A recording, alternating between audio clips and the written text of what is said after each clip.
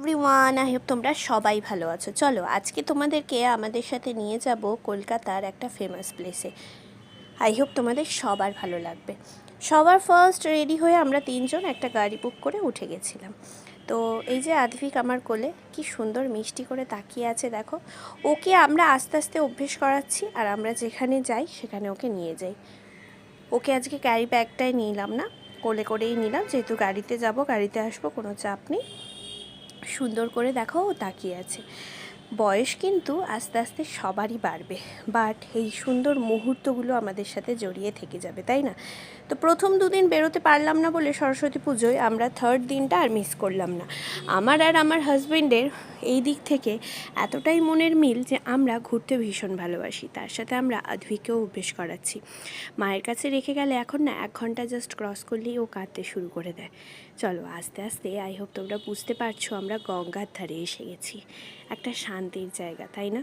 ওই দিন কিন্তু সরস্বতী পুজোর ঠাকুরের ভাসানও ওখানে হচ্ছিল, সেই মুহূর্ত শেয়ার করব। তো পৌঁছে গেলাম বাবুঘাটে। বাবুঘাটে ওই দিন আরতিটা বন্ধ ছিল। বাবুঘাটের যেই ঘাটটায় আরতিটা হয়, মেনলি সে আরতিটা দেখব বলেই গেছিলাম।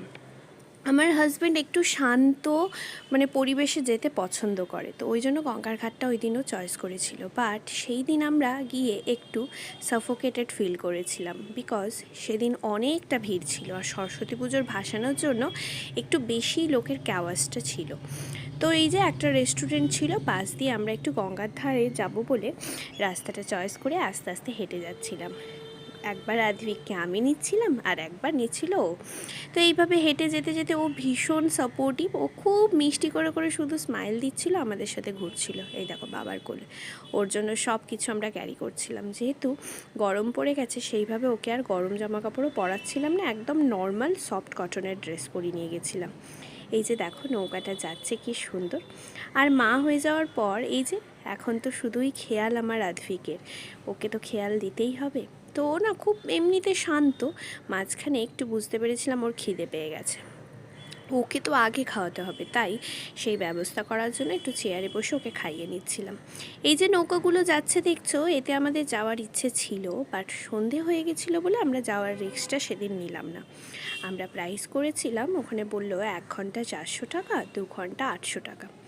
বেশ একটা ভালো অনুভূতি নিয়ে সেই দিন গেছিলাম। বাবুঘাট আমার সেভাবে আগে যে কখনো গেছি অনেক টাইম স্পেন্ড করেছি তা না, তো সেই দিন অনেকটা টাইম থাকলাম, বেশ ভালো লাগলো। তারপর পুলিশ ক্যান্টিনে আমরা খাবারের অর্ডার দিয়েছিলাম, রোল আর ফিশ রোল। তো খাওয়া দাওয়ার পর আবার এই ঘাটের দিকে আসতে দেখলাম আরেকটা সরস্বতী ঠাকুর এসেছে, ভাসানো হলো। মা সরস্বতীকে মণ্ডপে গিয়ে আমার 2-3 তারিখ দেখা হলো না, বাট 2nd and 3rd মধ্যে একটা প্ল্যানিং ছিল বেরোনোর। 4 ফেব্রুয়ারিও মা সরস্বতীকে আমি দেখতে পেলাম। তো এখানে এই যে ক্রুজে পার্টি হচ্ছিল,